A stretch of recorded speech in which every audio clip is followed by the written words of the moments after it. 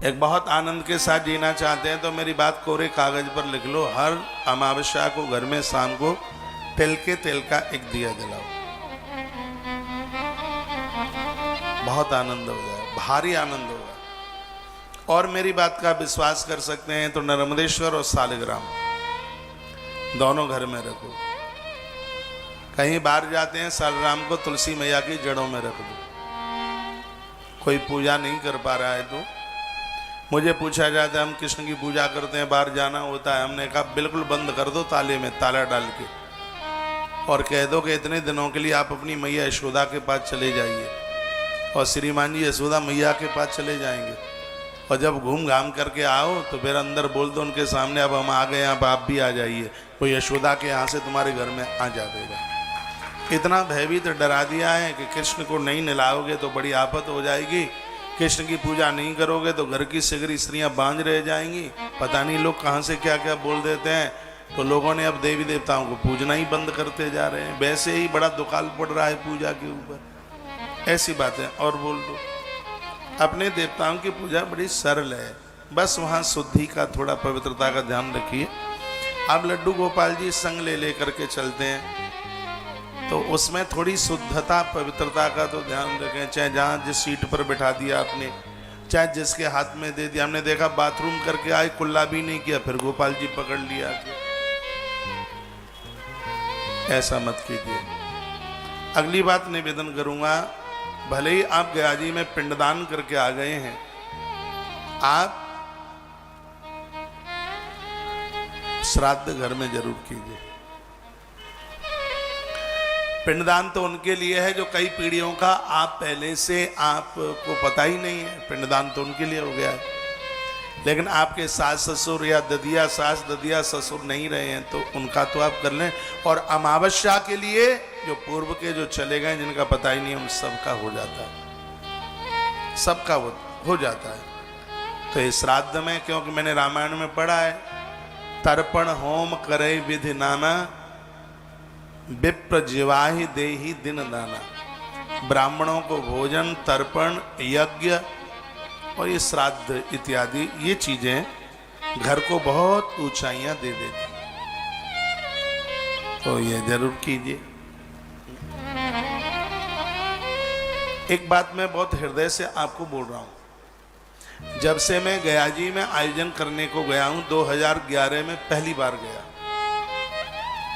और यह बिल्कुल सत्य है। मेरी कितनी बहनों के यहाँ संतानें हुई, मुझे पीछे मुड़ कर के नहीं देखना पड़ा। वीर तुम चलते चढ़ो, धीर तुम बढ़ते चलो। और गया जी को 2011 से जब आरंभ किया और आज 22 हो गई है, पीछे मुड़ के देखना नहीं पड़ा है। पितरों का इतना बड़ा आशीर्वाद मिला है इस धरती पर। यदि आपको टाइम मिलता है, समय मिलता है, तो आप पति और पत्नी दोनों मिलकर श्री गया जी आइए। आप दुनिया में किस किस को याद करते हैं आप जाने, लेकिन ये ग्रंथ कहता है, ये कथा कहती है, कोटिम तक्ताम हरिम स्मरेत। गिन गिन के 1 करोड़ काम करने से पहले आप नित्य भगवान को याद कीजिए, भगवान को समझिए, उनके साथ जोड़िए। यह जीवन का आनंद है। यहाँ अविवाहित कुंवारी कन्याएं बैठी हुई हैं। जो बेटियां 5 नाम नित्य लेती हैं बिना नहाए स्नान किए, सुबह सुबह 5 कन्याओं का नाम लें, उनका कौमारिक धर्म सुरक्षित रहेगा। उन्हें ऐसी कभी बीमारी नहीं होगी जो कि संतान को जन्म देने में दिक्कत परेशानी दे। तो मैं निवेदन करना चाहूँगा अविवाहित कुंवारी कन्याओं के लिए 5 कन्याओं का नाम, वो रोज 5 कन्याएं हैं जो वृद्ध होने पर भी कन्याएं ही रही हैं। अयोनिजा जिन्होंने किसी के गर्भ से जन्म नहीं लिया, वो 5 हैं अविवाहित कुंवारी बेटियां। इन 5 कन्याओं का रोज नाम लें, 5 देवियों का वो कन्याएं रोज नाम लें। कौन कौन है? अहिल्या, द्रौपदी, तारा, कुंती, मंदोदरी तथा। इनमें एक है अहिल्या, एक है द्रौपदी, एक है तारा और एक है माता कुंती। अहिल्या, द्रौपदी, तारा, कुंती, मंदोदरी तथा, ये 5 हैं। इन 5 का नाम लेने से बेटियों के विवाह की अवरोधकता समाप्त हो जाती है। उनके विवाह में अड़चन आ रही है वो दिक्कत और भी कहीं कोई ऐसी तकलीफें हैं वो सब समाप्त हो जाती हैं। आप जितने भी स्त्री पुरुष बैठे हैं, प्रातः 4 नाम, एक राजा नल का नाम लें, मैं गारंटी दावे के साथ कहता हूं आपके घर में कभी कोई शराबी पैदा नहीं होगा। राजा नल का नाम लेने से गणेश पुराण में और महाभारत में राजा नल की कथा कही गई है। और मैं पद्म पुराण का एक श्लोक बोलता हूं, पुण्य श्लोको नलो राजा, पुण्य श्लोको जनार्दन, पुण्य श्लोको च वैदेही, पुण्य श्लोको युधिष्ठिरा। आपका ध्यान मेरी तरफ है। पहला नाम है राजा नल का। राजा नल का नाम लेने से घर में शराबी पैदा नहीं होती। जो नारी गर्भिणी है, जो संतान को जन्म देने वाली है, 3 बातें उसके लिए मैं बोलता हूं। एक तो उसको चंदन का पानी पिलाओ, बच्चा पांग नहीं होगा, विकलांग नहीं होगा, कोई दिक्कत नहीं होगी, डिलीवरी सुरक्षित होगी। आएगा जरूर 3200 रुपया किलो। पानी में डाल दो उसको, और एक बार आपने लकड़ी चंदन की पानी में डाल दी, 8 दिन चलेगी। चौथा महीना आरंभ हो जाए, जब तक बच्चे का जन्म होता है तब तक उसको ये जल पिलाइए। और दूसरी बात यह मैं कहता हूं कि उसको ब्रह्मा जी का मंत्र, जिससे बच्चा होनहार होगा, अभिमन्यु की तरह पढ़ा लिखाएगा, प्रहलाद की तरह बहुत बड़ा ज्ञानी होगा। मंत्र है ओम ब्रह्मणे नमः,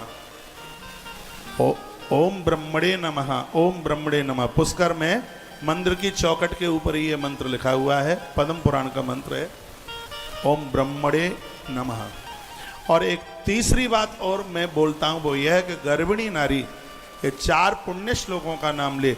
यदि वो राजा नल का नाम लेगी तो उसकी कोख से जन्म लेने वाला बच्चा धूर्त नहीं होगा, शराबी नहीं होगा, जुआरी नहीं होगा, कबाड़ी नहीं होगा।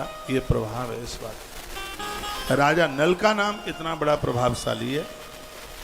पुण्य श्लोको नलो राजा, दूसरा है पुण्य श्लोको जनार्दन, दूसरा नाम है भगवान नारायण का।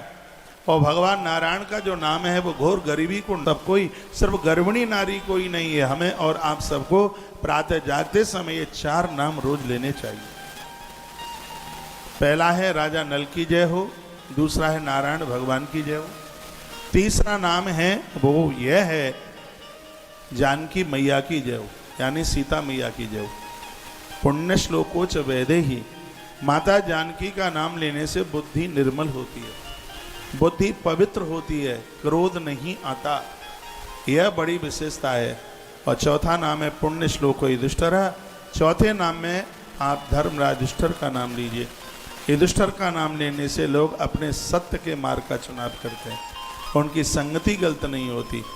युधिष्ठिर राजा का नाम इतना प्रभावशाली है।